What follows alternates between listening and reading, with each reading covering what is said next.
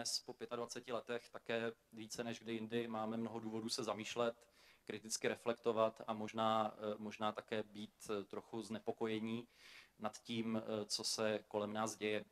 Když už jsme se tady sešli před rokem na podobné debatě tehdy v aule, tak se velmi mnoho mluvilo o krizi demokracie, mluvilo se o tom, jak demokracie, naše česká alespoň, je zatížená různými problémy, jako jsou ty rozsvětvené klientelistické a korupční sítě, které parazitují na demokratických institucích a které vlastně brzdí a blokují vývoj plnohodnotné demokracie a právního státu. Nevím, do jaké míry se situace za ten rok zlepšila. Někteří mají dojem, že spíše naopak.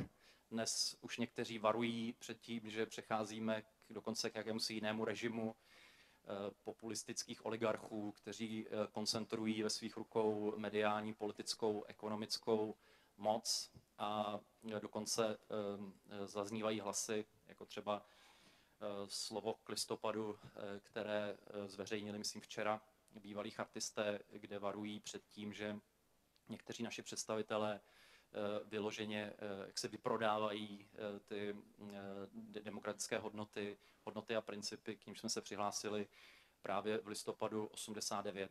A to už nemluvím o mezinárodním kontextu, který jistě je méně radostný, než byl před rokem, a kdy se ukazuje, že Rusko, které jehož součástí sféry vlivu jsme byli před 25 lety, se dodnes bohužel nevzdalo svých imperiálních zájmů a samozřejmě v této souvislosti také někteří vyjadřují znepokojení nad chováním našich politiků.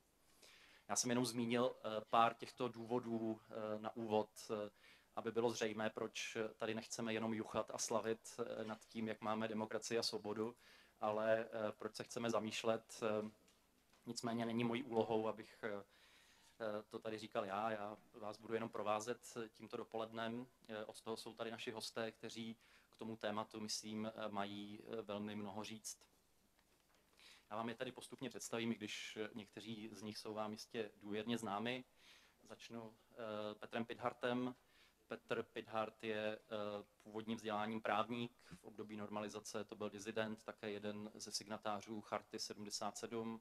V roce 89 byl členem Koordinačního centra Občanského fóra, poté 2 roky, od roku 90 do roku 92 premiérem české vlády, České republiky. Poté 2krát v letech 1996 až 98 a potom opět 2000 až 2004 byl předseda Senátu Parlamentu České republiky. A dalším naším hostem je Hana Marvanová, bývalá dizidentka, později politička, dnes advokátka a občanská aktivistka, mimo jiné zakladatelka také 2 protikorupčních iniciativ, Veřejnost proti korupci a Vraťte nám stát. Jiří Přibáň, brilantní právní teoretik a sociolog, v současné době působí na Cardiff Law School, University of Wales, kde je od roku 2006 řádným profesorem. Je autorem řady publikací. Pan Přibáň už nestihl být dizidentem, ale alespoň napsal knihu Disidenti práva. Poslední náš host je tedy ze zahraničí blízkého.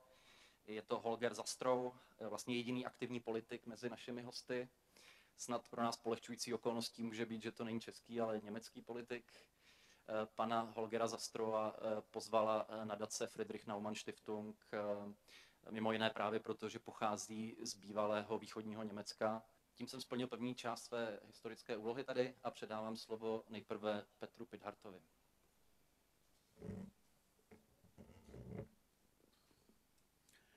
Děkuji za pozvání.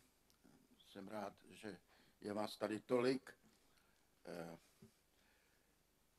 Možná, že jste také znepokojeni jako já. Uvidíme. Ano, stále častěji si říkám, co se to děje. A Jiří Přibáň, který tady není každý den, přijíždí a říká, co se to pro Boha děje. Co se to děje. Musíme být znepokojeni stavem českého parlamentarismu samozřejmě. Když si napočítáme procenta, která tvoří nestandardní politické subjekty, kam počítám jistě i komunistickou stranu Čech a Moravy, Úsvit a dneska ANO, tak je to mimořádně znepokojující a ten trend narůstá. A za druhé jsme znepokojeni a těžko to uchopujeme za tím slovy, co se to děje i ve veřejné mínění, které je tak překvapivě ochotno rozumět motivům politiky ruského státu, konkrétně Vladimíra Putina. Co to je? Zkusmo. Pořád ještě nechci věřit, že jsou to autentické sympatie k tomuto typu režimu a k politice, kterou ten režim dělá, konkrétně na Ukrajině. Pořád mám naději, že to je zatím jako bychom ustupovali ze západu, z těch pozic, které jsme přece jenom za těch 25 let obsadili. Asi před půl rokem měl Karel Schwarzenberg velký rozhovor a jedna ta věta se pak ocitla v titulku: my jsme nikdy západ nebyli a ještě jim nejsme. Tak v tom ještě pořád byla jakási naděje, že to jde třeba pomalu, ale akceptujeme ty hodnoty a chceme se součástí té západní civilizace stát. Po té době, po tom roce už si tak úplně jist nejsem. A jeví se mi to jako couvání. Jako kdybychom dodatečně zjistili, že to je příliš náročné, že na to nemáme, že pořád po nás chtějí nějaká pravidla a dokonce chtějí, abychom je dodržovali. Koukají nám na prsty, co děláme s jejich penězi a my jsme zklamáni a couváme a ono mimoděčně se to děje směrem východním. Ještě bych odkázal na titul jedné knihy rozhovoru Karel Hvížděla s Jacquem Rupnikem. On to viděl podobně, protože ta kniha se jmenuje Příliš brzy unavená demokracie. Jako kdyby říkal jinými slovy to, co já. Zkusili jsme tam tím směrem vykročit, ale je to obtížný a náročný a vzdáváme to. A vracíme se, couváme, vracíme se zpátky. Jediná polemika, která trvá už několik měsíců, tady jsou všechny polemiky tak krátkodeché, to je něco, co mě strašně chybí. Tu vede Jiří Pehe s Václavem Bělohradským a je to spor o to, jestli to, co se děje, je výsledek nějakých trendů, které nám jdou přes hlavu, globálních trendů, jak to hlásá Václav Bělohradský, to znamená ta osa pravolevá, lep, jak on tomu říká, se rozpouští, ztrácí smysl ten základní mechanismus parlamentarismu, střídání vlády a opozice. A on říká, to prostě nám jde přes hlavu, to jsou globální trendy. Jiří Pehe říká, ne, to je česká bramboračka. Já se velmi stotožňuju v tomto případě s Jiřím Pehem.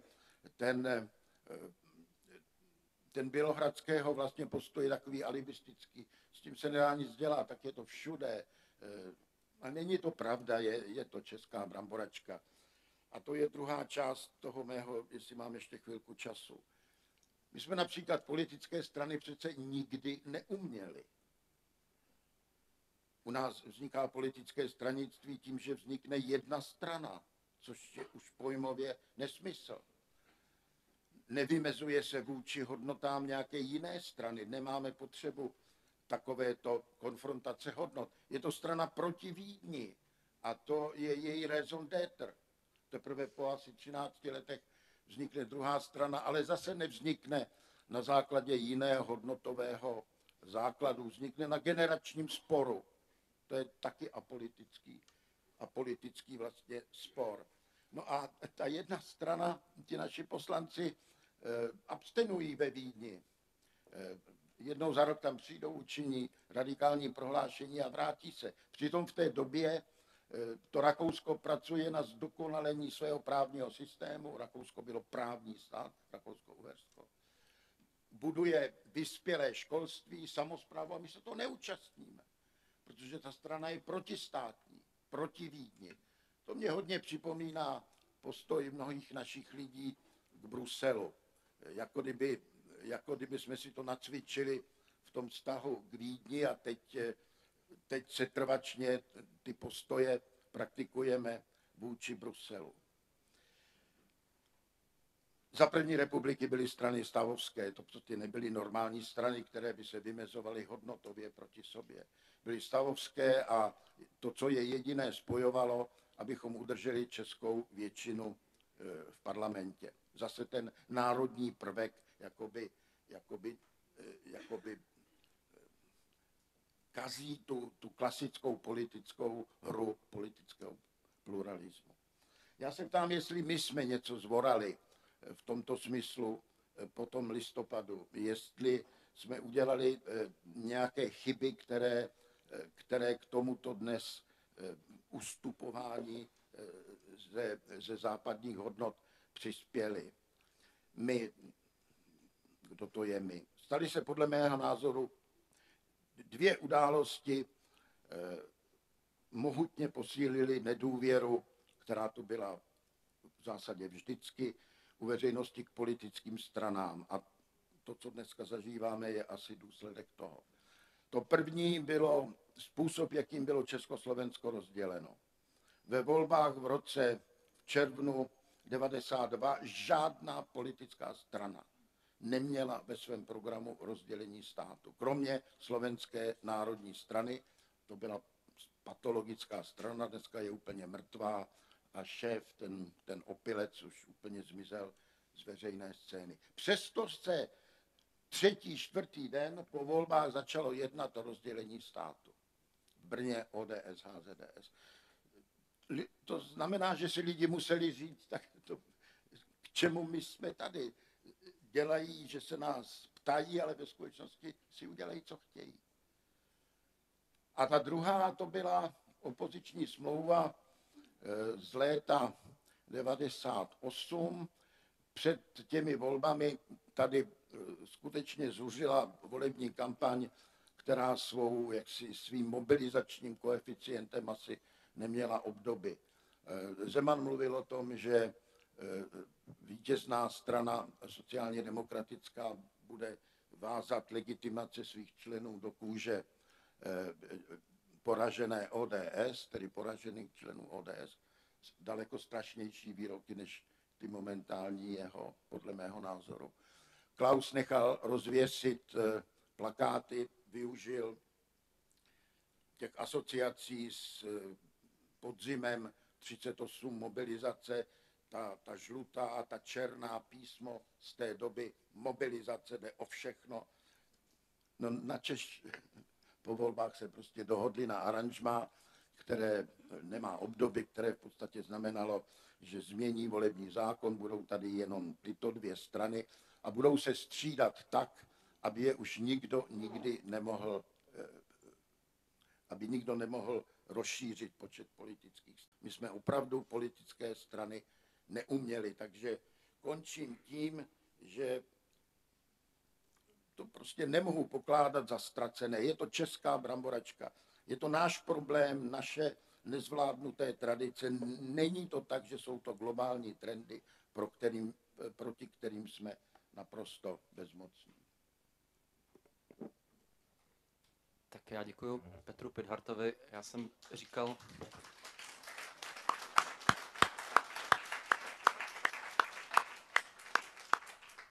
já jsem to na začátku formuloval tak, že nebudeme vzpomínat, ale že budeme provádět jakousi anamnézu, která by měla vést k diagnóze, co možná přesné našeho současného stavu. Takže jednu takovou anamnézu a diagnózu jsme tady vyslechli. Ta anamnéza šla od Rakouska-Uherska přes rozdělení federace až k opoziční smlouvě a ta diagnóza byla česká bramboračka. Tak uvidíme, jakou anamnézu a diagnózu nám podá Hana Marvanová. Dobrý den, dámy a pánové. Já navážu na Petra Pithardta, jak říkal, že se domnívá, že to není ztracené, tak se k tomu jasně připojuji. Samozřejmě, že to vůbec není ztracené. Je demokracie, budování demokracie, která, jak jsme teda asi všichni přesvědčeni, aspoň teoreticky, je nejlepší pro pěstování svobody člověka, rovnosti, blahobytu. Takže tento systém jsme začali budovat, nebo dostali šanci budovat v roce 89 díky těm globálním změnám ve východním bloku.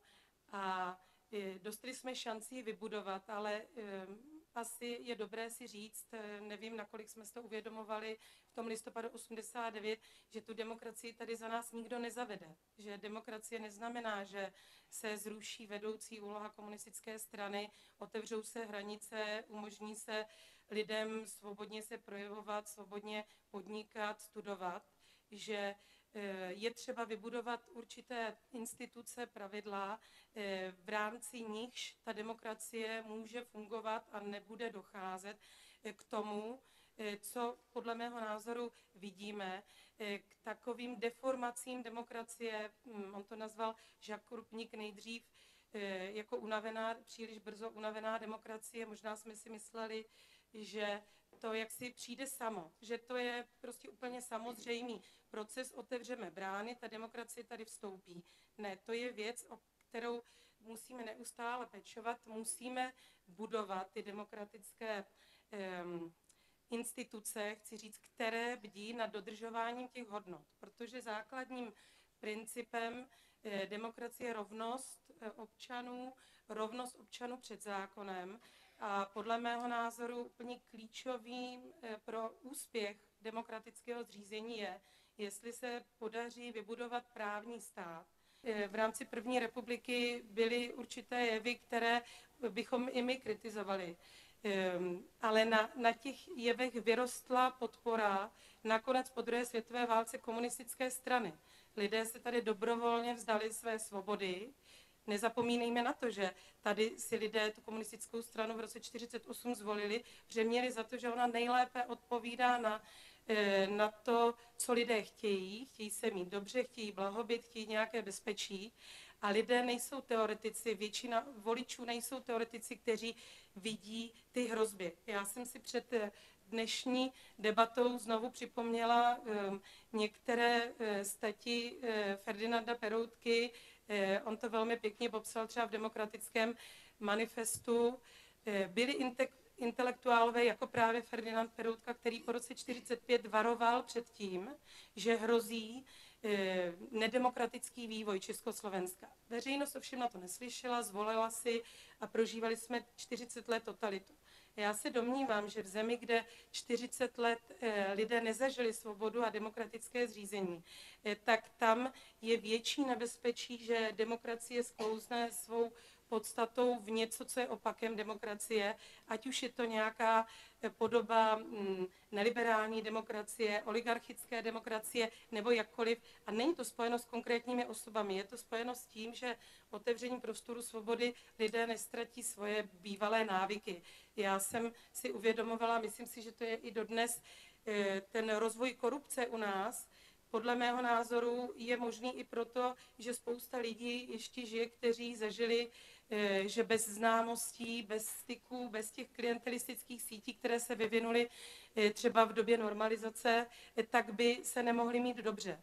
A podle mého názoru lidé opět sklouzli do těch starých návyků, protože jsme nepečovali o to, aby nedošlo k posílení nepřátel demokracie. Co je nepřítelem demokracie? Tak například to, když nepečujeme dostatečně o základní pilíř právního státu, a to je nezávislá justice.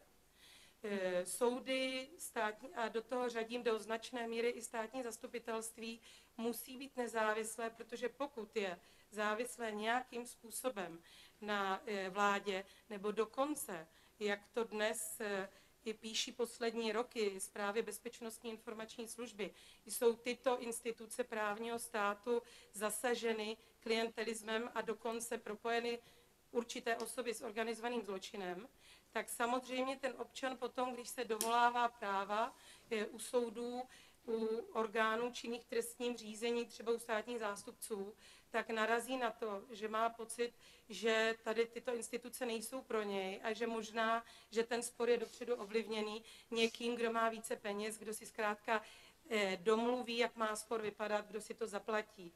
Podle mého názoru tím, že jsme dopustili, že v rámci budování právního státu byla takto zasažena justice a nikdo na to několika let nereaguje, tak to je přesně ten bod, který kromě toho, o čem mluvil Petr Pithart, co se stalo v průběhu 90. let, tak poškodilo to přesvědčení lidí, že demokracie je nejlepší možný systém.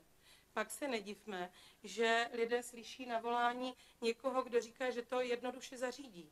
Protože lidé chtějí systém, v kterém se mají dobře. A pokud ta demokracie jim to nezařídí, pokud se nekonečně dovolávají svých práv a nedovolají si, tak se vlastně nelze divit těm lidem dole, že té demokracii nevěří. Proto já se domnívám, že jsme teď v takovém určitém přelomovém období. Je velmi dobře, že součástí oslav 25. výročí od listopadu 89 jsou tyto debaty, ale přála bych si, aby to skutečně těmi oslavami neskončilo, protože, jak říkal Petr Pithart, ty diskuse tady neprobíhají dostatečně. Maximálně k nějakým výročím se vydají nějaké dopisy, výzvy, ale chybí tady výrazná aktivita občanské společnosti. My se o to snažíme s kolegy v rámci třeba protikorupčních iniciativ, snaží se o to lidé v jednotlivých regionech, místech a projevem toho třeba byl úspěch řady iniciativ občanských v komunálních volbách, ale podle mého názoru to nestačí. O to, co by tady mělo být lepší, jaké jsou hrozby demokracie, kam by měla kráčet česká demokracie, tak by se mělo snažit mnohem více lidí z občanské společnosti, ale také intelektuálů, profesorů. Všichni tady žijeme a podle mého názoru, jestli to bude lepší, záleží jenom na nás. Když to budeme jenom komentovat, tak po určité době zjistíme, že ty naše názory už ani nemá kdo zveřejňovat, protože dojde k totálnímu propojení všech mocí, včetně té čtvrté moci ve státě, což je moc mediální. Na to bychom neměli čekat, měli bychom se ozývat teď a já doufám, že oslavami 17. listopadu neskončí debaty, kam by měla dál kráčet česká demokracie.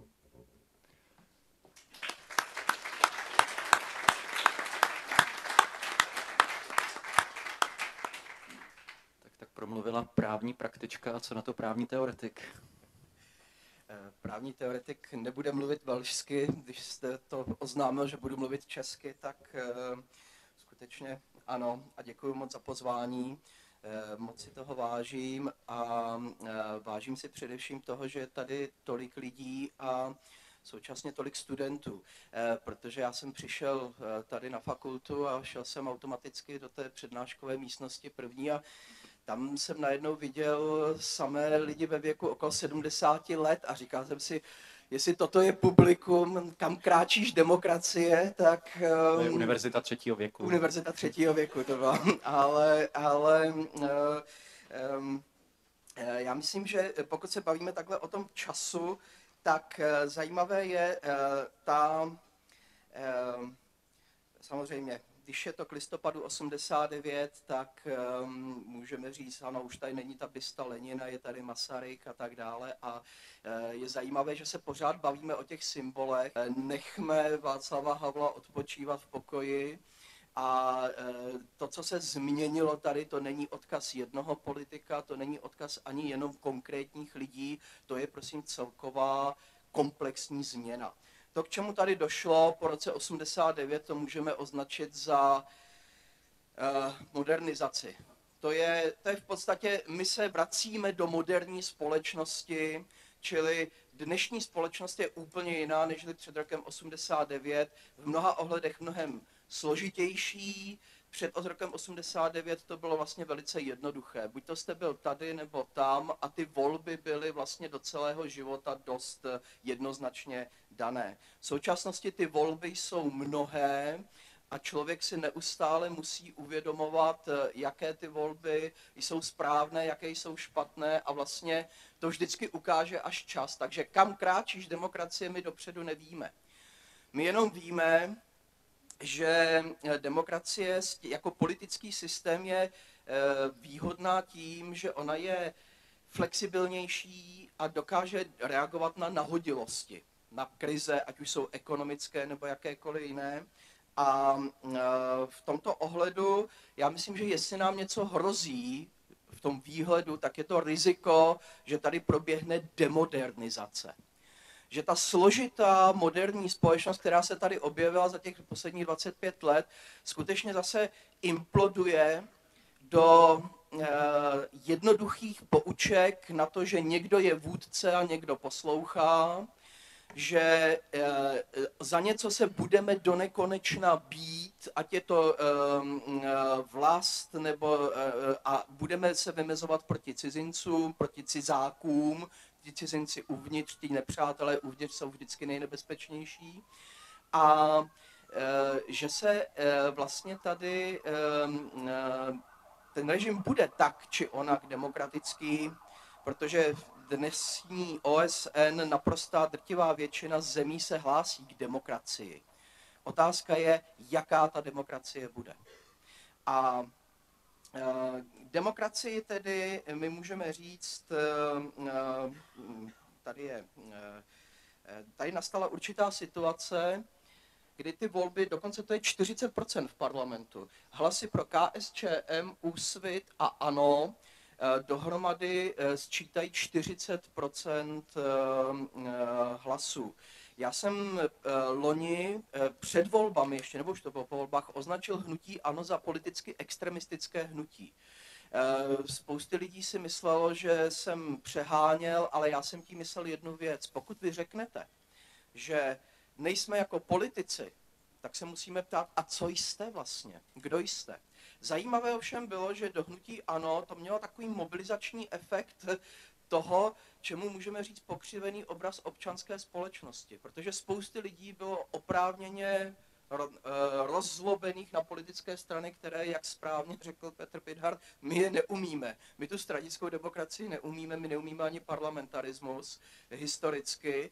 A vlastně ta negativní energie toho rozhněvání, toho oprávněného vzteku se pak přelila do tady toho protestního hlasu. To je, ovšem, když se mě zeptáte, jestli demokracie, tak my se dneska ocitáme v stavu takového, to, co bychom mohli označit za podnikatelský populismus. To není jenom Andrej Babiš, to není jenom Tomio Okamura, to jsou i další v komunální politice se najednou objevují podnikatele, kteří dokázali, že to dokážou. A lidé se dnes myslí, tak jako pokud jste to dokázali, tak dokažte, že umíte i tedy politický provoz. Ale potom se ukázalo vlastně, to bylo jedno heslo, že v 90. letech dokázali jsme, že to dokážeme, kteří potom čeští recesisté překládali, jako přemalovávali to a napsali tam, ukázali jsme, že vám ukážeme. A já myslím, že oni už nám ukazují teď. Podnikatelé v politice dokazují už nyní, když se podíváte na to, jaké zákony za jakých okolností vznikají, tak zjistíte, když se potom bavíte s kolegy z právnických profesí, tak říkají, jasně, to už má domluvený ten a ten s tím a tím. Babiš s Křetínským už se domluvili, že ten zákon bude vypadat takhle a tenhle ten člověk, pardon, teďka jestli říkám něco nepatřičného, ať mě Hana Marvanová opraví, protože ta tam byla u toho. A nemám to od Hany Marvanové, tedy, abych ji vyvázal z tohoto. Takže vlastně zákony tady skutečně vznikají na soukromou objednávku, tedy s hnutím ANO se nevrací politika, s hnutím ANO pokračuje privatizace politiky, která je největším nebezpečím pro tuto zemi, ale nejenom pro tuto zemi. A když se ptali Ralfa Dahrendorfa, jestli by dal přednost demokracii se slabou vládou práva nebo silné vládě práva s omezenou demokracií, on říkal, to je těžká volba, ale asi bych volil pro tu vládu práva. My jsme svědky toho, že vláda práva tady nikdy moc nefungovala, ale měli jsme šanci a ta šance toho budování ústavnosti byla skutečně kompromitována určitými událostmi, ať už se jednalo o rozdělení Československa nebo o opoziční smlouvu, což nebyla smlouva o velké koalici. To byla smlouva o rozdělení sfér vlivu v polostátních a státních firmách. Domnívám se, že ta vláda práva je dnes dokonce ještě víc v sázce, nežli byla před několika lety. Protože všechno vypadá, že demokratizujeme demokracii.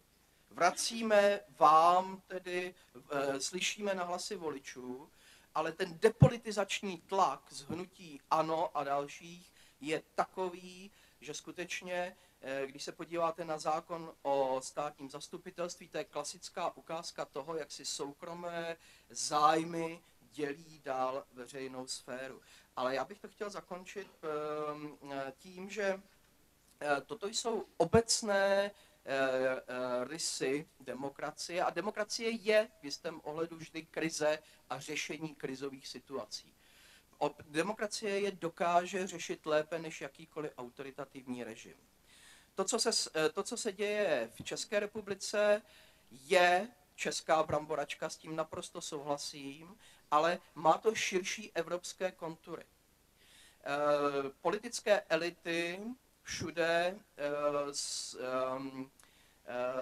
jsou buď to ve stavu krize, nebo v rozpacích.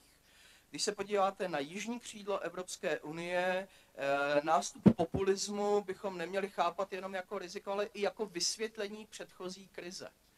To, že ve Španělsku klasické strany se rozpadají, ztrácí popularitu, to samé v Řecku, to je důsledek určité politiky. Máme tady hosta z Německa, tak zajímavé je, jak třeba, když hovořím se svými německými kolegy, profesory práva, tak oni si stěžují na to, jak německá politická elita v okamžiku, kdy Německo se stává silným na mezinárodní roli, opět selhává a nedokáže rozpoznat rizika. Například rizika, chová se, jak už se čím dál tím víc říká, německá reprezentace, německá vláda se v Evropské unii chová jako Tea Party v Americe. Fundamentalistická, neschopná vidět, že politika šetření rozkládá demokracii na národní úrovni. Řecko, Španělsko, ale i Francie, Itálie jsou toho důkazem. Takže jsou problémy, které jsou evropské a já se domnívám, že vlastně tady to souvisí i s určitou krizí vzdělanosti a tady si myslím, že je problém, který odlišuje českou společnost od ostatních společností, třeba evropských. Mě vždycky překvapuje, jak za těch 25 let se v české intelektuální sféře, máte tady klasická jména, já už si připadám, když je Republika kamarádů, jestli nejsou veřejné diskuze kamarádů, když se zmíní Jiří Pehe, Václav Bělohradský a Petr Pithart a další, tak si říkám, my se vlastně bavíme, to jsou ty hoši, co spolu mluví, ale vůbec to nemá další dopad. Jo? A já se ptám, kde je ta generace za těch 25 let, kde je ten český Jürgen Habermas, který by nějakým způsobem z kritického hlediska popsal a zároveň obhájil ústavní demokracii České republiky, byť by byl velmi kritický. Kde je Dahrendorf, kde je Raimund Aron, kde jsou ty velké figury? Já se domnívám, že tady důsledek krize české demokracie spočívá i v tom, a je hlubší v tom, že nemáme české intelektuály, kteří by ji dokázali věcně, kriticky popsat. Tady, když se podíváte i na profesory,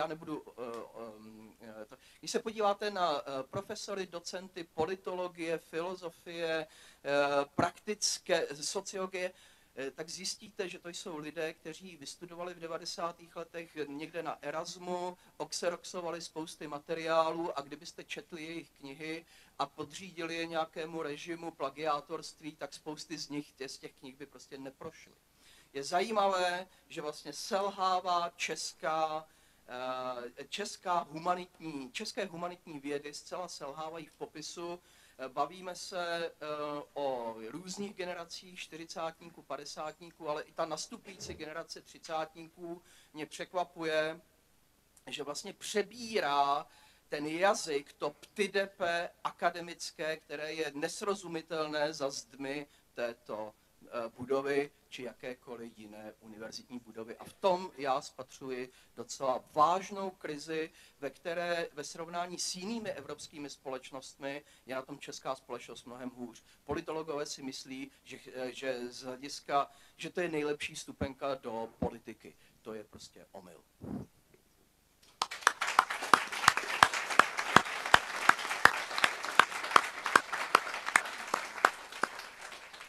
Tak děkujeme, tak teď už chápete, proč si ty brilantní teoretiky musíme dovázet přes La Manche.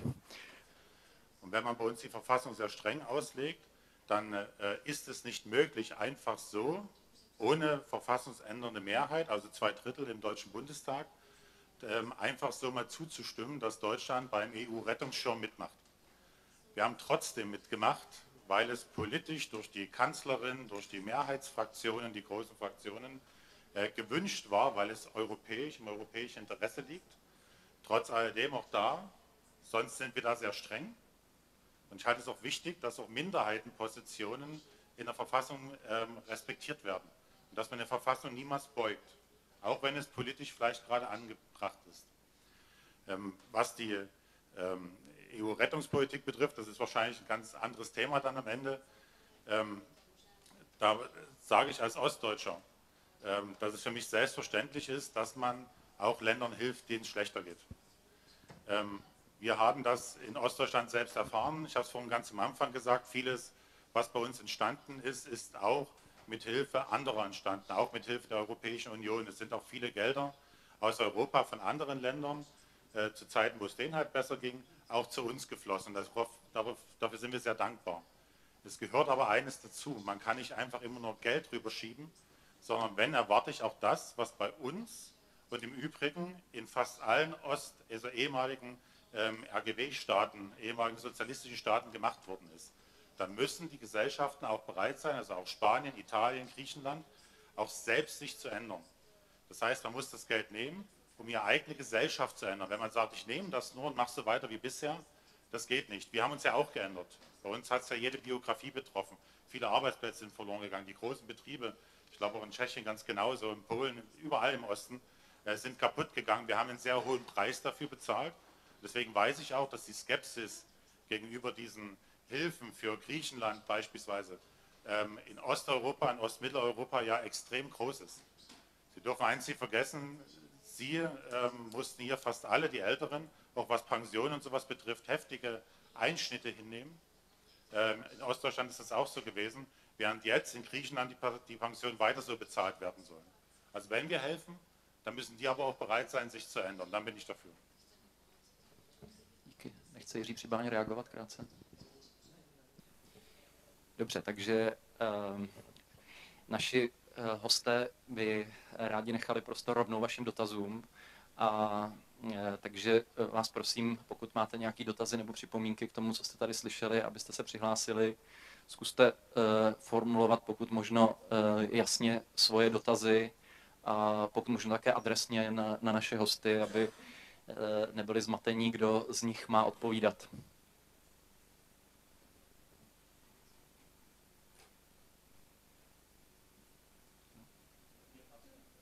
Jo, prosím, berte si mikrofony i kvůli tomu simultánnímu překladu, aby také rozuměl náš německý host.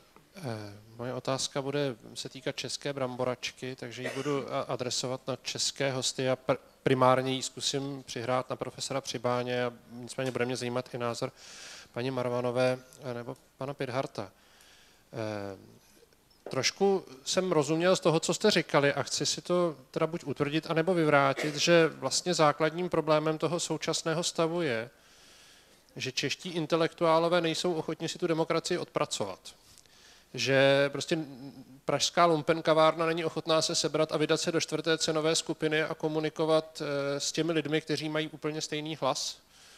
a vysvětlit, co je špatně a proč je to špatně a co se s tím má dělat. A jestli tohle je v zásadě ten základní návod toho, co bychom měli tedy u příležitosti 25. výročí začít dělat, vystoupit ze své komfortní intelektuálské lumpen kavárny, kde je nám dobře, protože si všichni navzájem známe a všichni si rozumíme a všichni máme stejné názory, a jít se vydat do toho střetu s těmi, kteří ten svět vidí jinak a my jsme přesvědčeni, že ho vidí špatně, a vysvětlit jim, proč je to špatně.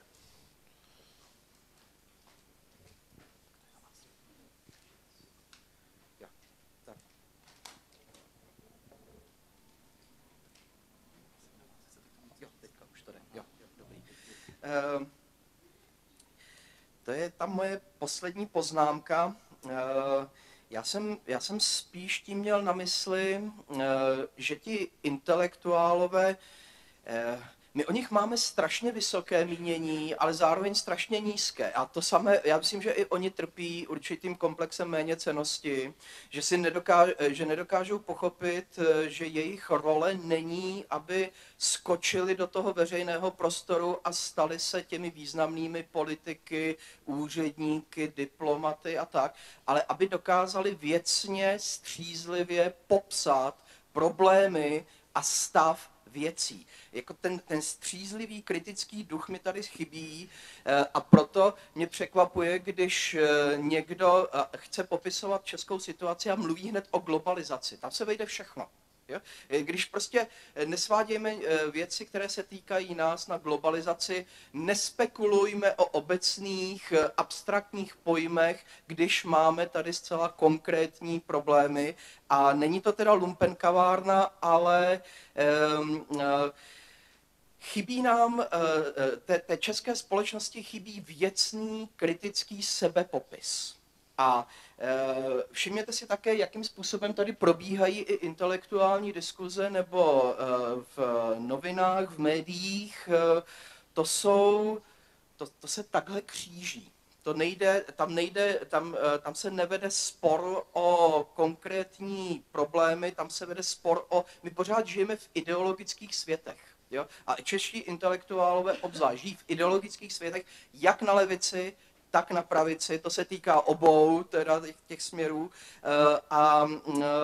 Já jsem se třeba nezmínil, ať mi to vyvrátí tady Petr Pithart, ale zajímavé je, že existují výjimky třeba mezi právními teoretiky. Já bych řekl, že nechci teda teď chválit své kolegy, ale myslím, že jestli existuje zajímavý kritický hlas, tak je to mezi právními teoretiky, ale ne každý z nich se může stát soudcem. Jo? Prostě když se ze Zdeňka Kühna stane z výborného právního teoretika soudce, je to dobře pro tuto zemi, ale my potřebujeme také někoho, kdo bude tu zemi popisovat jako profesor práva nějakého tamhle z té budovy. Takže nechci tady uvádět další jména, ale problém je v tom, takže to je jeden problém. Vlastně toho, že ty intelektuální elity se chovají jako čeští podučitelé, protože touží potom stát se úředníky. Místo toho, aby se chovali jako sebevědomé elity a dělali, co má být jejich popisem práce. Druhý problém je v tom, ta bramboračka, je, že se nerespektují oficiální pravidla, o tom bychom se mohli bavit do nekonečna. Ale všimněte si, že ani politické elity, je jim úplně jedno, jak vypadá právní stát v této zemi, pokud se to netýká jejich soukromých zájmů. Takže všimněte si, Miloš Zeman, všichni ho teď kritizují, Miloš Zeman postavil ústavní soud, který vypadá výborně. To je opravdu skvěle, tak já myslím, že tam jsou rozhodně není horší než ten druhý, tady se neshodneme, ale proč ho tak, on se o to vůbec nestaral, protože on ví, že pro něj ústavní soud není vůbec důležitý. Pro způsob jeho vlády ten ústavní soud se stává absolutně nedůležitý. Jo, takže tak budeme polemizovat, ale vlastně způsob, jakým se tady generuje a reprodukuje moc, vlastně najednou prochází mimo ty právní procedury. A to je hlavní problém této společnosti pro mě. Petr Třibáň možná chtěl vyprovokovat tu diskusi, která mu tak chybí, což se mu teď povedlo. Takže jiní chtějí reagovat, taky Hana Marvanová. Já jsem chtěla reagovat jednak na poslední slova Jiřího Třibáně, jednak 2 poznámky na dotaz. Pokud Miloš Zeman neví nebo nevnímá ústavní soud jako důležitý, tak si myslím, že lidé, kteří mu radí, to vnímají jako velmi důležité a některé návrhy, s nimiž přichází nebo přicházel, tak svědčí o tom, že ty návrhy vůbec nejsou neutrální, že nesahá po lidech jaksi těch největších morálních a právních autoritách. A myslím si, že jeho výběr ústavních soudců je mnohem horší, než byl výběr, když se vybíral první ústavní soud, který vybíral Václav Havel, nebo se vybíral za éry Václava Havla. A uvidíme to sami, protože samozřejmě výsledky práce ústavního soudu jsou dlouhodobé, takže pak praxe ukáže, kdo byl blíž pravdě. Poznámka k tomu dotazu. Za prvé tedy naprosto nesouhlasím s tím a řekla bych, že bychom si měli zakázat opakovat některé výrazy pana prezidenta. A jeden z nich je lumpenkavárna. Podle mého názoru to je pokleslá argumentace směřující k dehonestaci a k schazování elit České republiky, jakože Česká republika nemá tolik osobností, aby si to mohla dovolit. Mě to dokonce připomnělo dobu, takhle schazovali ty elity v 50. letech. Každý, kdo byl trochu vzdělaný, tak byl nějak onálepkován a vyzdvihováni byli jenom ti dělníci, ti pracující, kteří skutečně tvoří hodnoty. Takže jenom to jsem, ne proti vám, jsem se nechtěla ohradit, ale spíš mluvme o elitách, úloha elita a diskuse o tom, co by mělo být. Nemyslím, že by elity nebo filozofové, politologové, právnické elity a tak dále, že by měli jezdit za lidmi a vysvětlovat jim, že si to lidé myslí špatně. Já jsem se ve svém úvodním vystoupení snažila vyjádřit něco jiného. Já si myslím, že když demokracie funguje nedostatečně, nepřináší lidem to, co lidé očekávají, hmatatelně, tak se od ní odvracejí. A je to problém, že se musí napravit fungování demokracie, fungování toho zřízení, aby lidé měli pocit, že jim to prospívá a že ten systém může být spravedlivý. Takže nestačí jezdit za nimi a vysvětlovat jim, pozor, to, co teď volíte, je špatně, protože může přijít nějaká nová nesvoboda, ale cesta je napravovat ty chyby demokracie a včas identifikovat nepřátele demokracie. A tam teda ty elity selhávají v tom, že se skutečně nevede ta diskuse o tom, jak ty věci řešit, nebo které jsou urgentní řešit. Takže ty diskuse probíhají paralelně tak na internetu nebo na stránkách novin. Většinou lidé na sebe ani nereagují a nevede to k nějakému závěru, co dělat. To, co by se mělo vést, je tato debata, protože pokud nebudou svobodná média a nebudou poskytovat kritický obraz, tak konec konců to ohrozí i nás, že nebude moct vést ani tu diskusi a nebude se moci v rámci té diskuse hledat náprava těch chyb demokracie.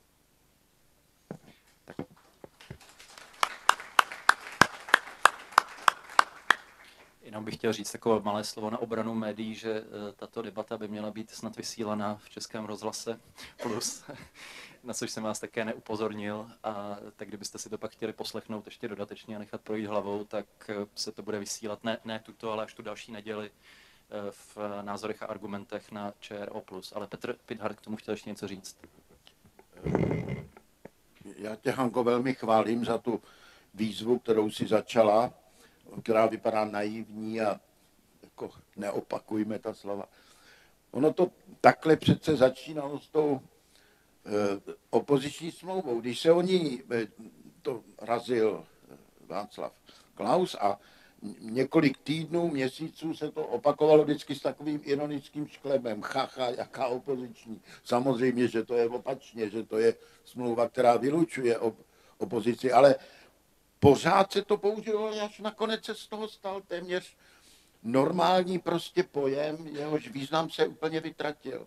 Takže taková to jistá sebekázeň, která může vypadat jako naivní, je ve skutečnosti hrozně důležitá. My jim prostě skočíme na ten lep a to bychom neměli. Odpovědnost intelektuálů, sebepopis, co mě vůbec nejvíc chybí, jsou důkladné, dlouhé diskuze, debaty, které pokračují v nějaké tribuně mediální a někam se doberou nebo nedoberou, ale člověk si udělá silný názor. To je přesně to, po čem se mě vůbec nejvíc stýská, pokud je o 60. léta. Svědkové to potvrdí. Četli jsme 3, 4 časopisy, noviny ani moc ne. Všichni jsme věděli, o čem se teď mluví, všichni jsme sdíleli určité téma, zapojovali jsme se do těch debat a nějak jsme se posouvali někam dál. Teď platí zásada, kde to ty deníky vzali, nevím, to vůbec tak ve světě není, že se zásadně nepolemizuje s články v jiných denících. Takže tam ta polemika vzniknout nemůže. V tom světě těch internetových novin, ten je tak roztříštěný, že já někoho oslovím a předpokládám samozřejmě, že si četl, ne, vůbec o tom nevím, ani nevím, že ty noviny existují. Takže ty podmínky pro soustředěnější debatu, důkladnou polemiku, všechny ty elektronické vymoženosti vlastně nesmírně zkomplikovaly. Možná, že je nejvyšší čas se dohodnout na nějaké společné sdílené tribuně, vyzvat nějaké autory, kteří mají co říct a vést ty polemiky, ty diskuze a ten sebezpyt pěstovat prostě na jednom místě. Takhle je to naprosto roztříštěné. A já se vždycky snažím zapamatovat, že mě někdo řekl, musíš přece číst tamto, já už pak zapomenu, kde to mám číst a už je pozdě. A unikají možná důležité věci. Nemají to intelektuálové z hlediska tohoto obrovského pokroku jednoduché. A já bych moc stál o to, kdyby se v tomto smyslu ta 60. léta, ten čas těch soustředěných, ostrých polemik, kdyby se vrátil. Já jsem například se ozval na Václava Bělohradského do salonu, tehdy se otevírala ta ukrajinská krize, on napsal 1,5 strany, asi 3800 slov o Ukrajině a nebylo tam slovo Rusko a Putin.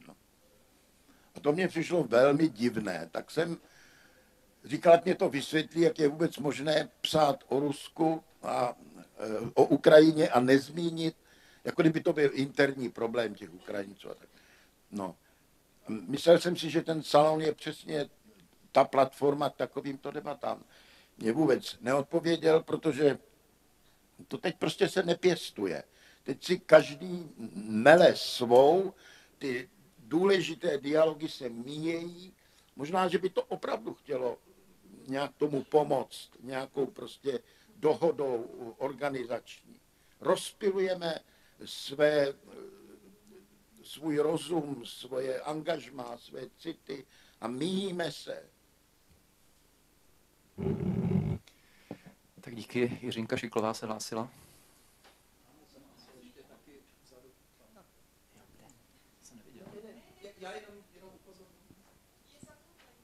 Tak jo, tenhle ten je zapnutý. Já jsem tady na této fakultě učila, tak promiňte, že tedy se k tomuhle vyjadřuju. Včera jsem zde byla na diskusi, možná, že někteří z vás také byli na té diskusi, v té odpoledne, v té posluchárně. Mě to překvapilo, jak to bylo ubohý. Ale teďka tedy k tomu, to, co se zde odehrává. Ano, já se domnívám, že chybou je, a vidíte, že mluvím za sebe, mě totiž to my strašně štve. To jsem se vyjádřila hezky. A teďka tedy ta druhá věc. Jestli tento národ přežije, tak přežije díky městským knihovnám a evangelickým farám. Já toho hodně objezdím a po těch místech opravdu tam jsou lidé, kteří chtějí se bavit a slyšet. Samozřejmě tito lidé nebudou číst články delší než 2220 úderů, i tedy s mezerama. Dál to nečtou, musí to být vyjádřeno stručně. Další věc.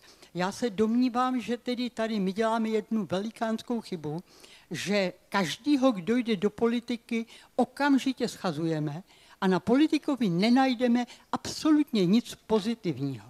Jestliže někde bude na dveřích napsáno, zde je bordel, tak pochopitelně tam půjdou jenom zájemci o tyto služby. Viděli jste nějakého politika, který by byl ohodnocen kladně? Skoro prakticky vůbec tedy nikdo. No a například třeba já bych řekla, že tady, co nám zůstalo z toho minulého režimu, je strašná závist na tom druhém. Jako holčička jsem se učila toho Volkera a nejhlouběji chudý vidím nenávist. Možná, že jste se ho taky někdy učili. Ale on měl teda chudák pravdu a za tu beru nemohl. No, tak prosím vás, tak to je, bych řekla, zvýšit kladné hodnocení politiků. Někdo je ocenit. Ne okamžitě říci, když někdo řekne, že se má dobře, já to třeba občas napíšu, nebo dosti často, okamžitě ty jsi si nahrabala. Tak, to je vše. Tak děkujeme. Děkujeme i za ocenění naší debaty, které se projevilo i tím, že Jiřinka na nás nepokřikovala dneska jako včera na ty účastníky panelu, ale myslím, že to byla teda výzva našim panelistům, aby na to nějak reagovali.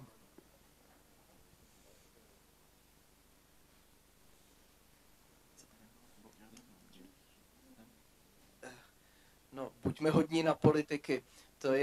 To je hezký, jako, abychom vytvářeli pozitivního ducha, ale já myslím, že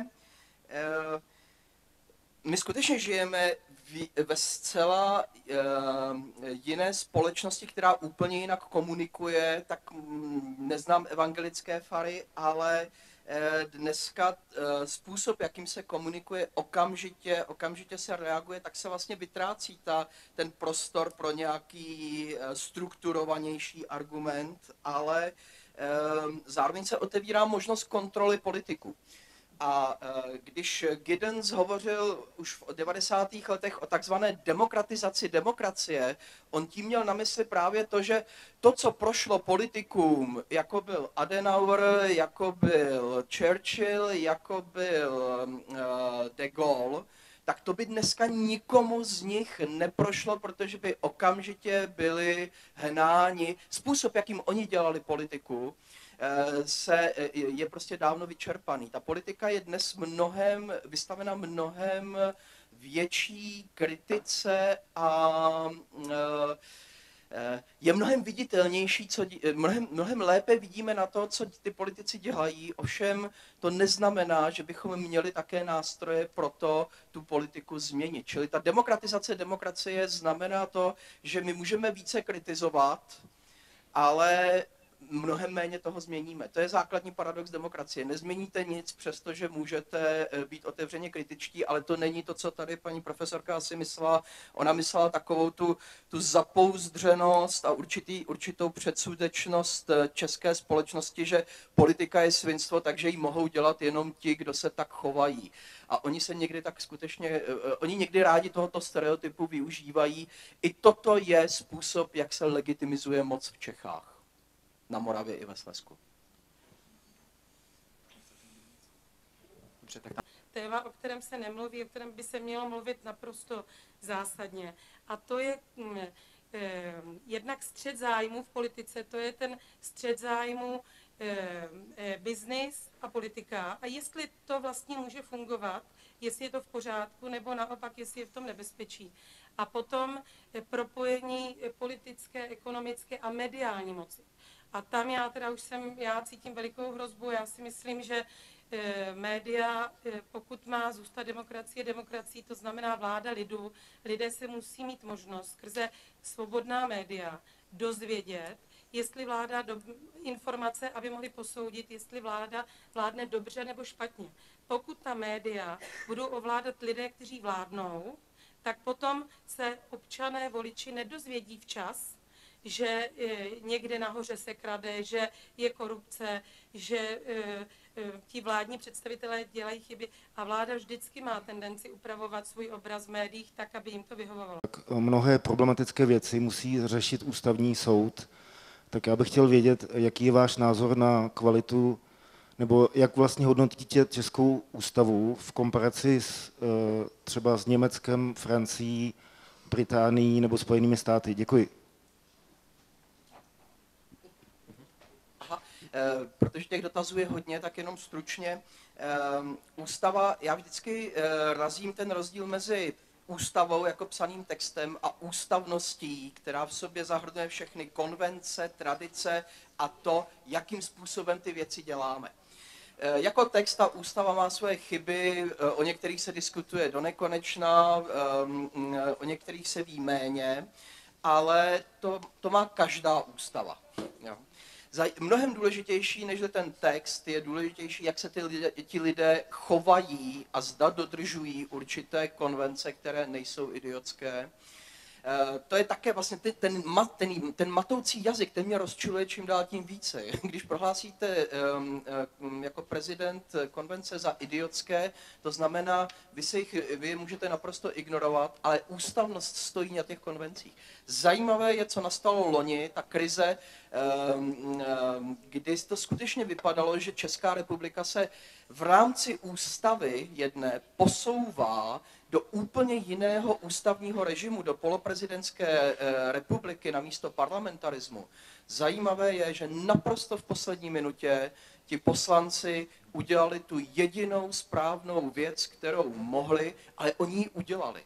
Jo? A tam se buduje ta ústavnost, že v té okamžiku té největší krize, já doufám, že to přejde do krve dalším politikům, že vědí, že když se prostě prezident zachová takto zcela brutálně, rozkope všechnu ústavní kulturu, že oni musí zatáhnout za tu záchrannou brzdu a tu důvěru té vládě nedali. Takže já jsem, co se týče textu, si myslím, že ten text není úplný průšvih, ale ta ústava není nějak skvělá. Co se týče kontextu, tam já chci mluvit jako optimista, ale občas mě běhá mráz po zádech, co se stane. Dneska vyšla kniha Jiřího Přibáně, Obrana ústavnosti. Všecko se tam dovíte. Ano, ta ústavnost, to je to důležité slovo. To je to všecko, co je v těch mezerách mezi těmi větami a slovy. A to něco, pokud na tom existuje shoda, je to nejdůležitější v té ústavě. To Jiří naznačil, je to na první pohled bláznivá myšlenka. Ta dohoda, že se obejdeme bez takhle tlusté ústavy a přesto to bude fungovat, to je ono. Abych to osvětlil, teď se připravují změny ústavy a reagují samozřejmě na počínání současné hlavy státu a abychom se napříště vyvarovali takových přešlapů, jako v souvislosti s tou Rusnokovou vládou, tak se tam, ale to vlastně ještě se bude týkat i Klausových přešlapů, tak se tam má údajně specifikovat, kdy musí prezident udělat něco, co udělat má. A úžasný nápad, bude se to jmenovat bez zbytečného odkladu.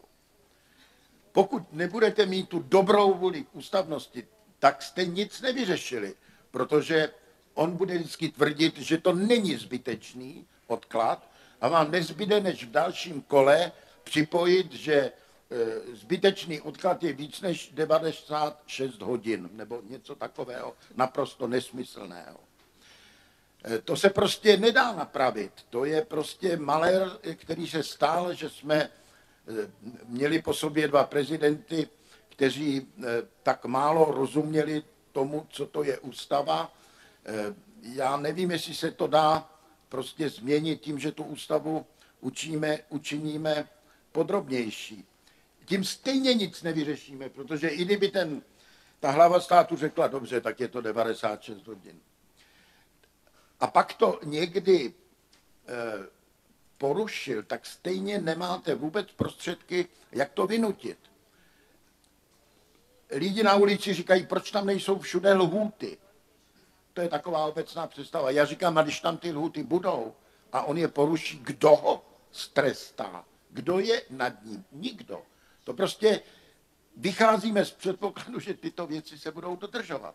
A když ten předpoklad neplatí, tak jsme na tom hodně špatně. proto jsme si mysleli, že žádná přímá volba být neměla, protože jsme měli obavu, že právě takováto osobnost bude zvolena.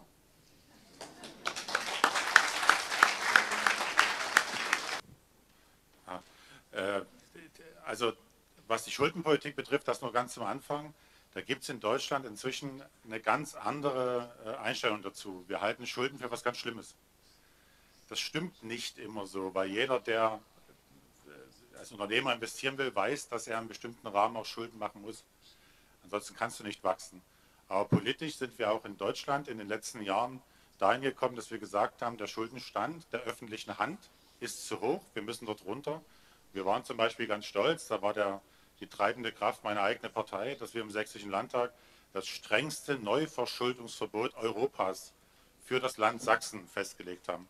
Du kannst als Freistaat Sachsen nur noch ganz in Ausnahmefällen Schulden aufnehmen. Das führt dazu, dass wir zum Beispiel als Bundesland in der Zeit der Finanzkrise, was ja auch bis in die kleinste Zelle, bis auf die Kommunen durchgeschlagen ist, wir beispielsweise in einem Freistaat Sachsen, der einen Landeshaushalt von ungefähr 16 Milliarden Euro hat. Und wir sind in einer ganz schweren Krise. Das hängt damit zusammen, dass wir unsere Glaubwürdigkeit verloren haben. Wir haben ja in Berlin lange regiert, in sehr guten Zeiten, aber wir haben entscheidende Wahlversprechen nicht erfüllt. Wir haben immer gesagt, wir wollen Steuern senken und haben es nicht getan. Wir wollten es zwar, aber wir waren zu ungeschickt, zu schwach, haben uns gegenüber dem größeren Partner der Frau Merkel nicht durchgesetzt. Und das bestraft der Wähler sehr schnell. Das ist im Übrigen legitim. Ansonsten haben wir in Deutschland, sage ich immer, wir leben ein bisschen in antiliberalen Zeiten. Bei uns geht es sehr vielen Menschen sehr gut. Sehr gut, vor allem in Westdeutschland. Dort haben wir eine Generation, die inzwischen, ich sage immer, das sind die Erben der Erben, das ist schon die dritte Erbengeneration, wo irgendwann die Großeltern nach dem Krieg in Baden-Württemberg, in Bayern, im soliden Mittelstand was aufgebaut haben und wo jetzt die Kinder und Kindeskinder das alles nehmen. Und man hat bei uns inzwischen ein Stück weit vergessen, woher dieser Wohlstand kommt. Dass der erarbeitet sein muss, dass er jeden Tag neu erkämpft werden muss. Sondern viele haben sich das sehr bequem eingerichtet. Und das ist für uns ein Problem, weil wir darauf im Moment noch keine Antwort haben. Ich sage immer, der Zeitgeist ist gegen uns. Ich glaube, Liberale werden immer in schlechten Zeiten gerufen. Und da auch bei uns die Wirtschaftsprognosen jetzt schlechter sind, wird es wahrscheinlich automatisch wieder ein bisschen besser für uns werden, auch wenn das natürlich schwierig ist. Das andere ist, das ist das, was Herr Pickard mit den Medien vorhin angesprochen hat. Es ist als Politiker sehr schwer, komplexe Sachverhalte noch zu diskutieren, noch mit den Bürgern. Wir leben in einer Zeit, wo auch die Medien, auch bei uns, und viele Menschen sich nur noch von den Schlagzeilen leiten lassen. Also mir sagen viele Leute, wenn du deine politische Botschaft nicht in 140 Zeichen eine Twitter-Botschaft packen kannst, dann lass es sein. Aber liberale Konzepte sind nie einfach. Wir kennen nicht nur ein Ja oder Nein oder ein Schwarz oder Weiß, sondern Politik ist heute sehr komplex und sehr kompliziert. Und es gibt aber viele Menschen oder nur noch wenige Menschen und leider auch wenige Medien, die sich darauf einlassen, das wirklich zu diskutieren und wirklich die Facetten zu zeigen. Und das macht es einer Partei wie uns, die eher komplizierte Antworten hat und nicht nur populäre Antworten hat, schwer. Aber wir kämpfen. Bis zum Frühjahr haben wir ein neues Konzept und dann greifen wir an. Es wird wieder. Tak děkujeme. Vážení, my vás tady nechceme mučit touto diskusí, abyste ještě měli síly na další akce v rámci Festivalu Svobody.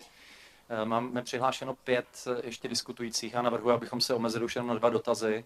Lid my si musíme vychovat a my se tady bavíme o tom, že teda intelektuálové by měli.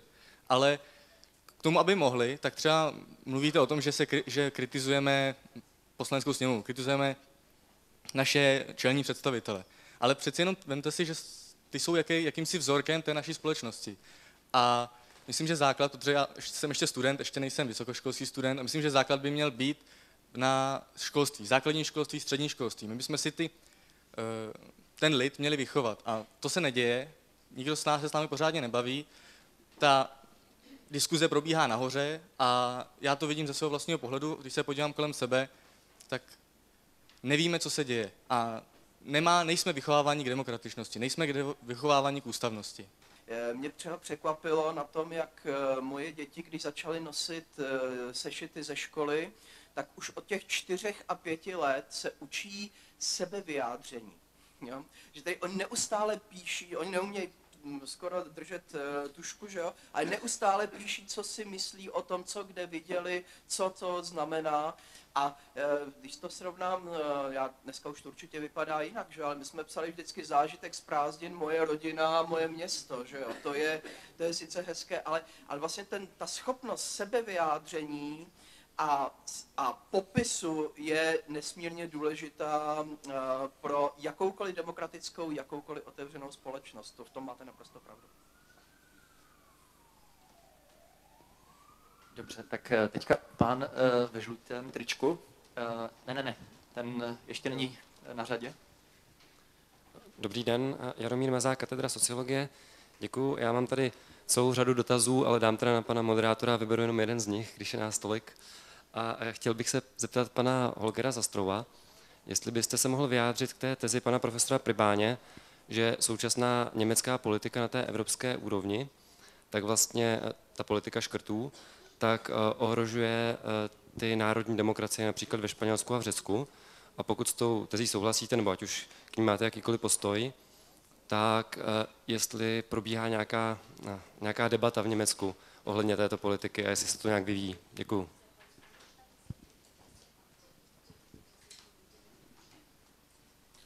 Also es gibt eine Debatte darüber, das ist ganz klar, weil wir in Deutschland enorm hohe Risiken dafür eingehen, dass wir beispielsweise solche Hilfsprojekte wie den EU-Rettungsfonds mittragen.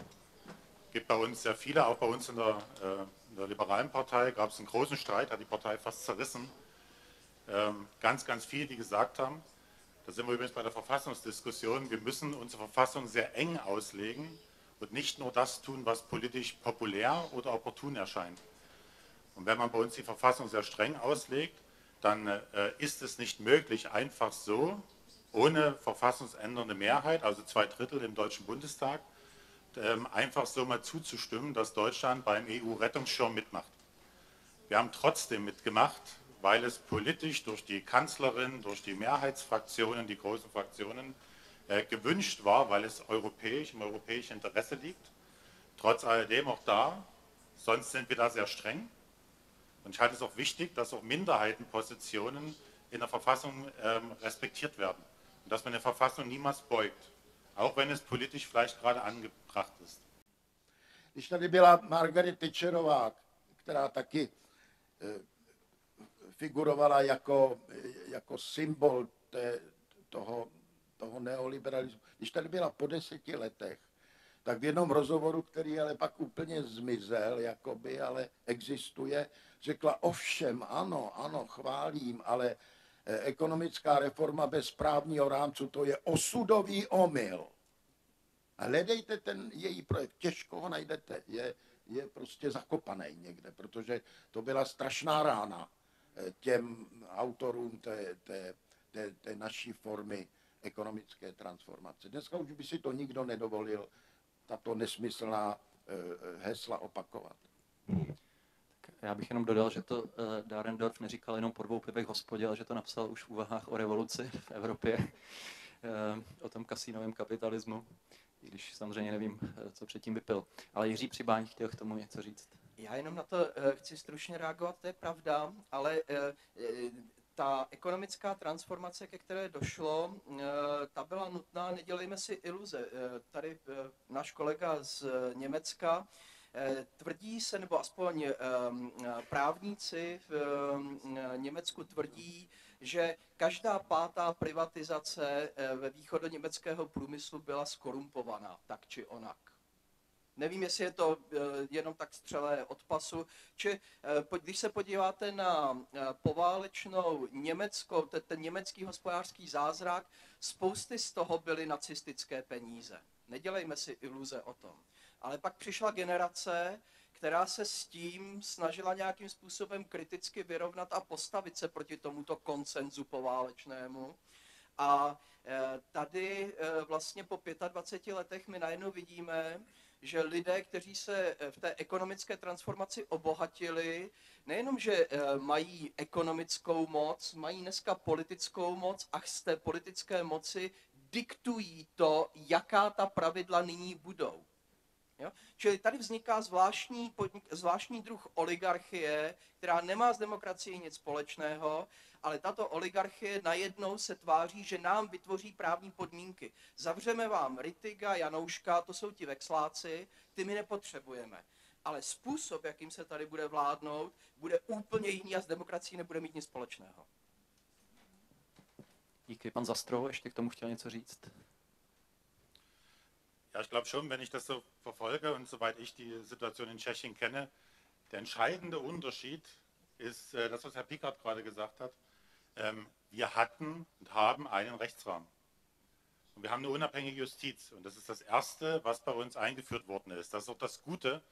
Wir mussten das nicht selbst empfinden, sondern wir haben das Rechtssystem 1:1 übernommen, was in der Bundesrepublik Deutschland seit dem Zweiten Weltkrieg aufgebaut worden ist und sich mit allen Einschränkungen, die man hat, auch bewährt hat.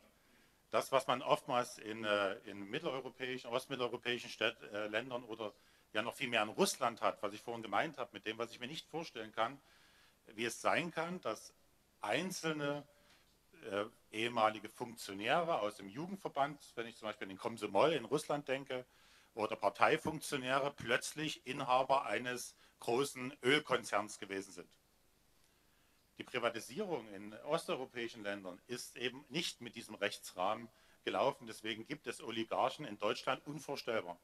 Wir haben ganz andere Probleme, aber so ein Problem haben wir nicht. Das ist das wahrscheinlich, was Frau Zetscher gemeint hat, nämlich dass zu einer möglichst, aus meiner Sicht, dafür bin ich auch, liberalen, freien Wirtschaft mit möglichst viel Freiheit auch für das Unternehmertum, weil ich glaube, dass die Triebkraft des einzelnen Menschen, sein Wille, was anzupacken, was zu erfinden, selbst was auf die Beine zu stellen, auch sein Glück selbst zu schmieden, dass das eigentlich der entscheidende Triebkraft für unseren Wohlstand ist.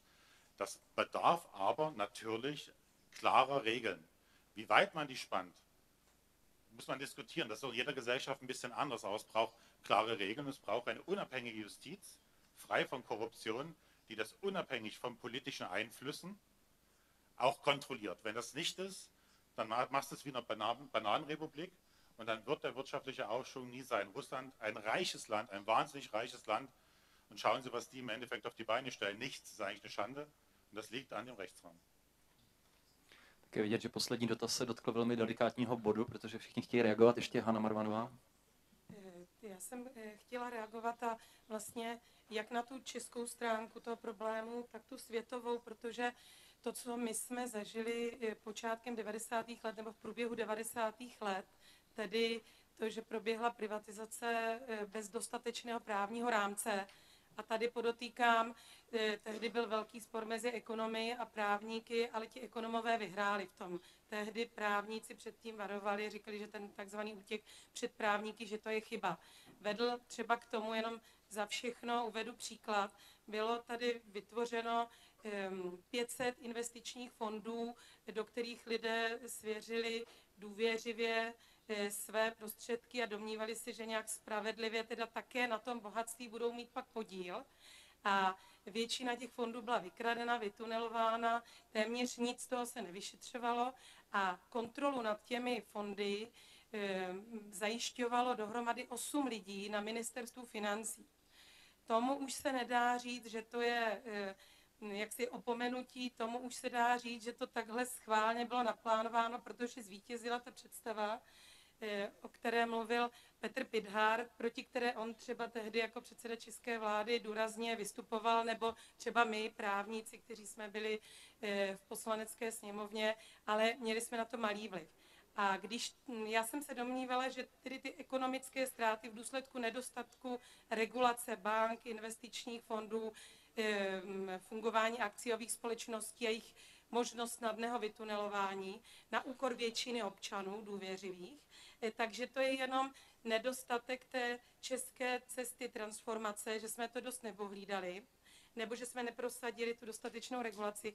A teprve s příchodem finanční krize v v roce 2008 a analýzy, které byly zpracovány, jsem pochopila, že to, co proběhlo v nás v 90. letech, probíhalo dlouhou dobu.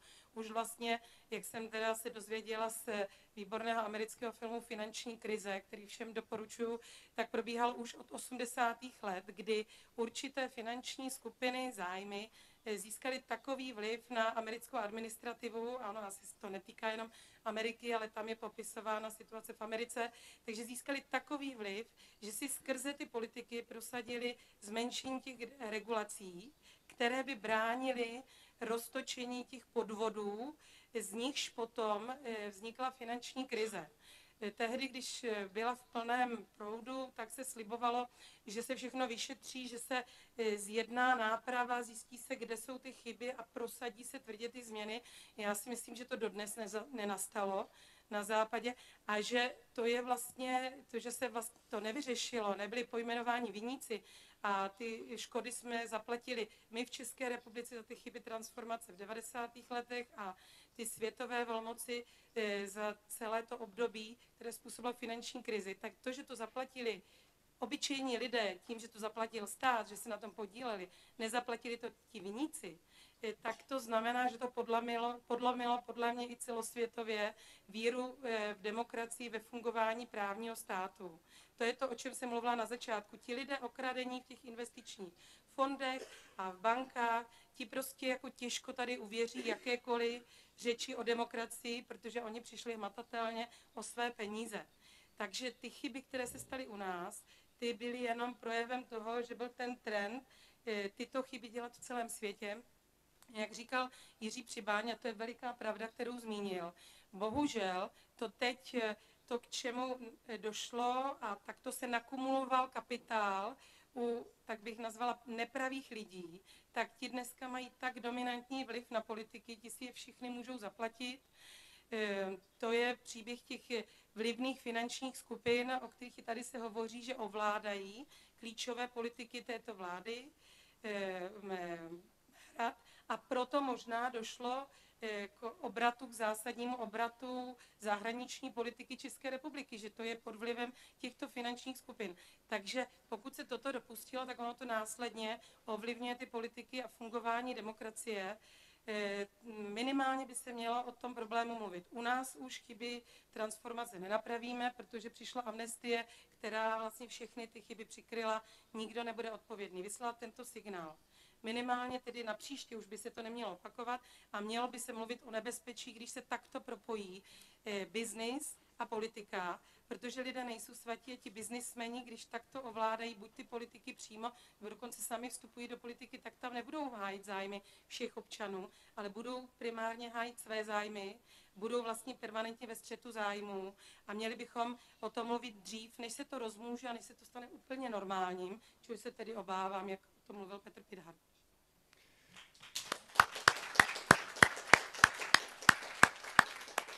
Tak já bych řekl, že jestli, nechci teda teď chválit své kolegy, ale myslím, že jestli existuje zajímavý kritický hlas, tak je to mezi právními teoretiky, ale ne každý z nich se může stát soudcem. Jo? Prostě když se ze Zdeňka Kühna stane z výborného právního teoretika soudce, je to dobře pro tuto zemi, ale my potřebujeme také někoho, kdo bude tu zemi popisovat jako profesor práva nějakého tamhle z té budovy. Takže nechci tady uvádět další jména, ale problém je v tom, že, takže to je jeden problém, vlastně toho, že ty intelektuální elity se chovají jako čeští podučitelé, protože touží potom stát se úředníky, místo toho, aby se chovali jako sebevědomé elity a dělali, co má být jejich popisem práce. Druhý problém je v tom, ta bramboračka, je, že se nerespektují oficiální pravidla, o tom bychom se mohli bavit do nekonečna. Ale všimněte si, že ani politické elity, je jim úplně jedno, jak vypadá právní stát v této zemi, pokud se to netýká jejich soukromých zájmů. Takže všimněte si, Miloš Zeman, všichni ho teď kritizují, Miloš Zeman postavil ústavní soud, který vypadá výborně. To je opravdu skvěle, no tak já myslím, že tam jsou, rozhodně není horší než ten druhý, tady se neshodneme, ale proč ho tak, on se o to vůbec nestaral, protože on ví, že pro něj ústavní soud není vůbec důležitý. Pro způsob jeho vlády ten ústavní soud se stává absolutně nedůležitý. Jo, takže tak budeme polemizovat, ale vlastně způsob, jakým se tady generuje a reprodukuje moc, vlastně najednou prochází mimo ty právní procedury. A to je hlavní problém této společnosti pro mě. Petr Třibaň možná chtěl vyprovokovat tu diskusi, která mu tak chybí, což se mu teď povedlo. Takže jiní chtějí reagovat, taky Hana Marvanová. Já jsem chtěla reagovat jednak na poslední slova Jiřího Třibáně, jednak dvě poznámky na dotaz. Pokud Miloš Zeman neví nebo nevnímá ústavní soud jako důležitý, tak si myslím, že lidé, kteří mu radí, to vnímají jako velmi důležité a některé návrhy, s nimiž přichází nebo přicházel, tak svědčí o tom, že ty návrhy vůbec nejsou neutrální, že nesahá po lidech jaksi těch největších morálních a právních autoritách. A myslím si, že jeho výběr ústavních soudců je mnohem horší, než byl výběr, když se vybíral první ústavní soud, který vybíral Václav Havel, nebo se vybíral za éry Václava Havla. A uvidíme to sami, protože samozřejmě výsledky práce ústavního soudu jsou dlouhodobé, takže pak praxe ukáže, kdo byl blíž pravdě. Poznámka k tomu dotazu. Za prvé tedy naprosto nesouhlasím s tím a řekla bych, že bychom si měli zakázat opakovat některé výrazy pana prezidenta. A jeden z nich je lumpenkavárna. Podle mého názoru to je pokleslá argumentace směřující k dehonestaci a k schazování elit České republiky, jakože Česká republika nemá tolik osobností, aby si to mohla dovolit. Udělejte anketu na ulici. Budete šokovaní, co dostanete za odpověď. Naše lidi tohle nezajímá, my jsme strašně zaostali. Dělba moci, no to je prostě španělská vesnice. My doháníme něco, co možná už ani nedoženeme. Studentům hodně vyprávím o listech federalistových, o té základní vlastně lektuře amerického ústavního demokratického myšlení. V Americe to mají děti ve škole už nevím od kolikátého roku života. Základy toho, co to jsou ty listy. U nás to vyšlo poprvé v roce 1994. Do té doby tu knihu neměli lidi, pokud neuměli. Takže víte, já jsem na začátku toho 89. byl hodně skeptický a všecko jsem to někde napsal už tenkrát nebo řekl, takže já to můžu doložit. Já prostě nejsem zklamán, protože já jsem toho mnoho neočekával. A myslím si, že to je vlastně ten nejlepší způsob, jak vstoupit do politiky. Nemít iluze, neslibovat lidem něco, co pak nemůžete splnit a oni jsou rozčilení a radikalizují se a společnost se polarizuje. Ale je to bohužel způsob, který u voličů zpravidla neuspěje, takže nemůžu nikomu poradit, aby to dělal po mém způsobu. Ale co můžu říct s klidným svědomím, jsem samozřejmě jakoby znepokojený, ale nejsem zklamán. Řešení je výchova, vzdělání, dopracování toho právního rámce, pojistky nezávislosti a vázanost třeba jenom nálezy ústavního soudu, tak, aby ty rozsudky byly spravedlivé, pak by mnohem méně sporů končilo ústavního soudu a lidé by se vůbec dožili té spravedlnosti. Tak a ještě jsem chtěla reagovat na ty vize. To vlastně už souvisí s těmi vizemi. Já naprosto souhlasím s tou myšlenkou, že bychom měli popustit úzdu fantazie, tak jak v roce 89-90 se skutečně mluvilo o tom, kde chceme, aby Česká republika byla za 10, 20, 30 let. My jsme dokonce, jsem nebyla proti politickým stranám, takže my jsme budovali politickou stranu, tehdy jsem byla členem ODS, zakládajícím, tak my jsme měli předobraz těch třeba britské konzervativní strany, jsme měli představu, že budeme stranu na 50, na 100 let. A po těch 25 letech my jsme si zvykli i v tom veřejném prostoru, že vlastně už vůbec nemluvíme ani na 5 let, jaká bude budoucnost, natož na 20 let. V osobním životě plánujeme, všichni, každý si rozmyslí v souvislosti s dospělostí, co chce dělat, jaké chce najít uplatnění a tak dále, ale stejně bychom to měli přistupovat jako Česká republika. Teď není prostor, abychom si říkali ty vize v jednotlivých oblastech, ale tato debata úplně chybí, takže by se měla načrtnout nějaká vize, kde chceme, aby byla Česká republika za 20-30 let. Ta vize se dá prodiskutovat za rok, za 2, za 3, nejen mezi intelektuály, ale i mezi občany, kteří jsou na venkově, kteří jsou mimo teda tu pražskou kavárnu. A potom bychom se mohli na té vizi shodnout a za ní jít. A politici, když soutěží ve volbách, tak bylo by ideálem podle mě, kdyby na těch základních parametrech té vize byla nějaká široká shoda. A ten politický souboj by neprobíhal o všechno, celou tu vizi, ale jenom o dílčí parametry, výše daní, státní rozpočet a tak dále, ale nespochybňovali bychom ten základní směr, kam chceme jít. Yeah.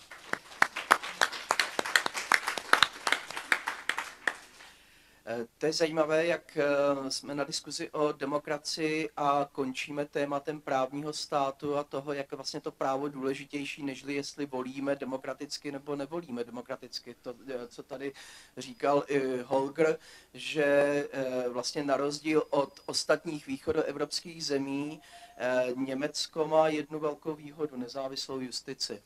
A Německo si prošlo ostalgií a mnoho problémů, které my tady neustále řešíme, Německo si tím prošlo také. A Německo mělo jednu výhodu, on to byl teda trošku převzetí, jo? Ale Německo se vždycky mohlo spolehnout na nezávislou justici. Ale já bych se vrátil k tomu,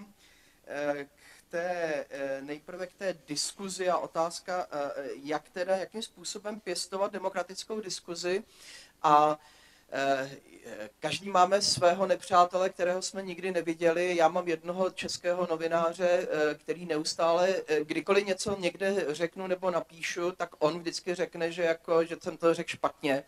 A zajímavé je, že on se, protože já jsem kritizoval Orbána za ten ústavní převrat z roku 2011 a říkal jsem, že z ústavy vypustil nadpis slovo republika. On říkal, to není pravda, protože v článku 4 je hnedka, že Maďarsko je ústavní republika. Výhodou současných médií je to, že vy okamžitě můžete jít na ten internet a podívat se tam, že skutečně na rozdíl od té ústavy z roku 49 dneska to není Maďarská republika, ale dneska je to základní zákon Maďarska. Jo, není to, s republikou to už nemá nic společného, to se pak mluví až o tom ústavním režimu. To je obrovská výhoda současných médií, ale současně vidíme, že to vyžaduje úsilí. Vy se musíte pídit. To úsilí vlastně, demokracie je vždycky úsilí. To je něco, co tady zaznělo vícekrát. A pokud vlastně nebudeme mít to úsilí, brát se o svobodné informace, brát se o nezávislou justici, brát se o sociální spravedlnost, tak vlastně ta demokracie nemůže nikdy fungovat jenom jako systém institucí.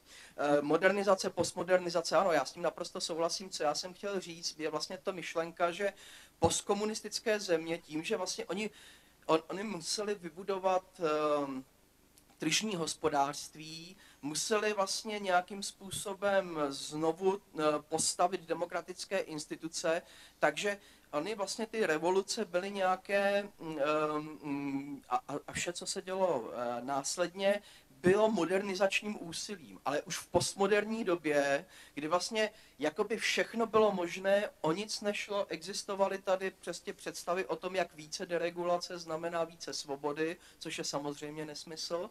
A takže to postmoderní možné je cokoliv, se nějakým způsobem divně přelilo do toho modernizačního úsilí po roce 89.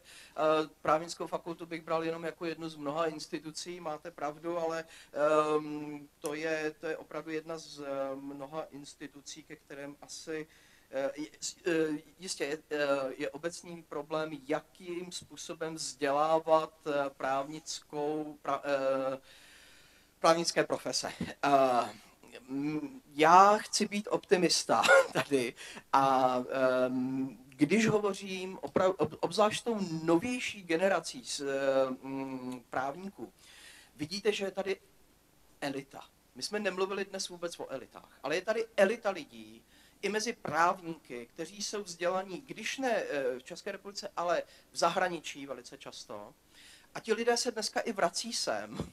Zajímavé je, že třeba nejsou vítáni v některých institucích, ale oni se nějakým způsobem postupně prosadí a prosazují. Tím se dostávám k té mladé generaci, jestli teda vůbec ta mladá generace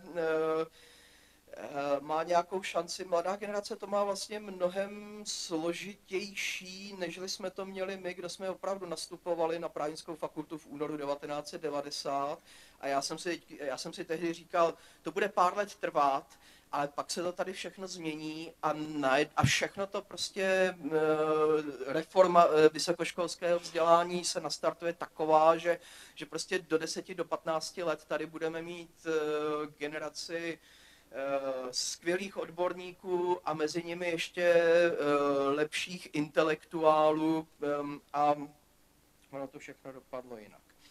A pak zjistíte, no to je jedno. Takže k tomu, k té vizi. Jo. Teďka ta optimistická vize, já si myslím, že tady je potřeba obnovit politické strany. Jako jejich váhu politických stran. My skutečně žijeme v období určitého experimentu. Ta budoucnost je mnohem otevřenější, než si myslíme, a tím je mnohem nebezpečnější, než si myslíme. Politické strany si nezaslouží být milovány v této zemi. Ale pokud nebudete mít silnou stranu na levici a silnou stranu na pravici, kterou bude doplňovat střed a radikálové na kraji, tak nebudete mít fungující, otevřenou demokratickou společnost.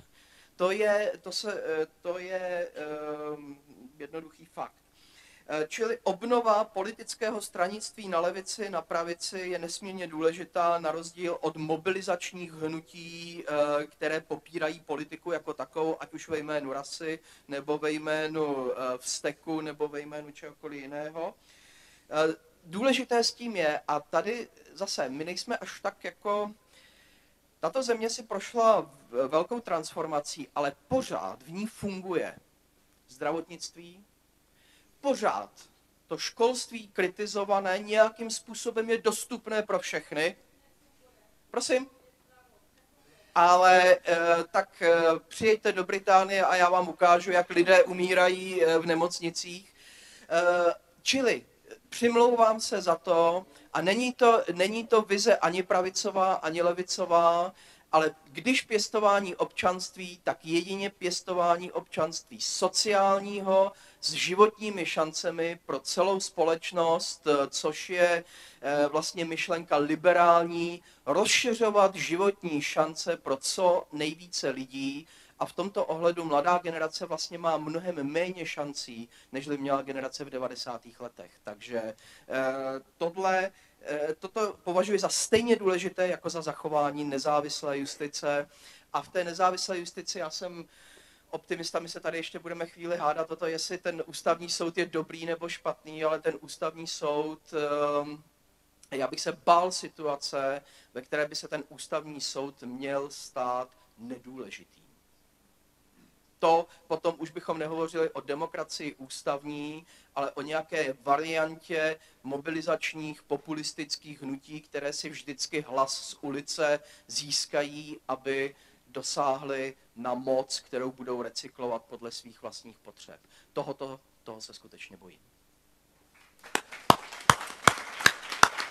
Kdybyste měli zájem, tak platforma Vraťte nám stát pokračuje dál, byť na menších kruzích v rámci rozhovorů o demokracii, tak když tak navštivte stránky platformy Vraťte nám stát, tam se dozvíte informace. A jinak samozřejmě si dál užívejte Festivalu svobody, ten taky najdete program na stránkách festivalsvobody.cz, tak jenom abyste věděli, kde můžete dál se dopídit informací, jak tady o tom byla řeč. Jinak především teda děkuji našim hostům, za velmi kultivovanou diskusi. Děkuji samozřejmě vám, že jste to tady s nimi a s námi vydrželi tak dlouho, že jste kladli velmi kultivované dotazy a pokřikovali na nás jenom ve výjimečných okamžicích, kdy to bylo nezbytně nutné. Takže díky vám. Jinak, když byste měli zájem tu diskusi si ještě jednou shlédnout, neměli toho dost a chtěli si to znovu pustit hlavou, tak bude k dispozici filmový sestřih na stránkách Vraťte nám stát asi tak do týdne. A jinak, jak už jsem říkal, ne tuto, ale až tu další neděli by měl být i rozhlasový sestřih na ČRO Plus, se to teď jmenuje, že? Po 18. hodině v neděli v tom pořadu Názory a argumenty. Takže ještě jednou díky a nashledanou.